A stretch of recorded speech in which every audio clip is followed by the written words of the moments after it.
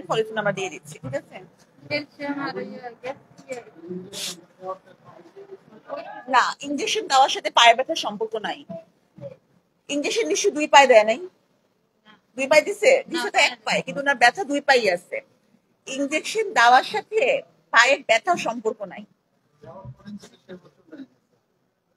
না, আমার এটা মনে হয় না। তার হচ্ছে যে ওই ইনজেকশন দিয়ে তাৎক্ষণিকভাবে ব্যথা হয়েছে, বা ইনজেকশন দেওয়ার পরে ওই জায়গাটা কোনো কোনো সময় দেখা যায় কারো ওই জায়গায় লাল হয়ে যায় বা ঘায়ের মতো হয়, সেটা অন্য কথা। কিন্তু ব্যথা ওরা 2 পায়ে ব্যথা করতেছে, 2 পায়ে তো ইনজেকশন দেয় না। তো অনেকে ক্যালসিয়াম থেকে নাকি ক্যালসিয়ামের কারণে হতে পারে। মেয়েরা ক্যালসিয়াম খাওয়ার পরে কমছিল, এখন আর ক্যালসিয়াম খাওয়া হইতে খাবেন। আর সবচেয়ে ভালো কথা, যেমন একটা ক্যালসিয়াম ট্যাবলেট, এটা খাওয়ার চাইতে এটাই ভালো না যে আপনি ডিম খান, দুধ খান। ক্যালসিয়াম, এটা তো ডিম, দুধ, দই, হ্যাঁ, টক দই, এগুলো হচ্ছে ক্যালসিয়ামের ভালো সোর্স। আপনি বাইরে থেকে এই ট্যাবলেট কিনে খাওয়ার চাইতে সবচেয়ে ভালো হচ্ছে নিজে এই খাবারগুলা খান, তাই না? একটা টক দই কিনে খেতে কত টাকা লাগে, তাই না? আর সেখানে একটা ক্যালসিয়াম ট্যাবলেট মধ্যে কি আছে? ঠিক আছে, আমি আপনাকে ওই সলিউশন দিয়ে দিচ্ছি, ওটা খাবেন। 2 পাতা।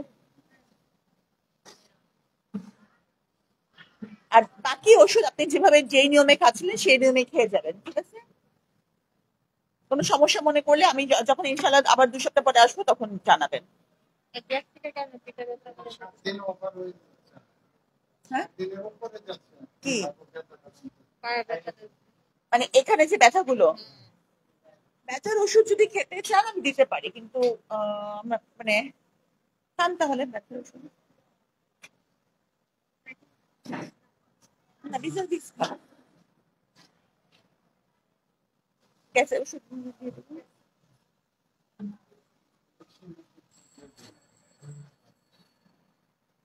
কারণ এখন উনি বাচ্চা কনসিভ করানোর জন্য কিছু বেশ কতগুলো ওষুধ খাচ্ছে, এখন যদি আরো ওষুধ খায় তাহলে মুশকিল, তাই না? হ্যাঁ, আমি দেখছি তো। এই যে এটাই তো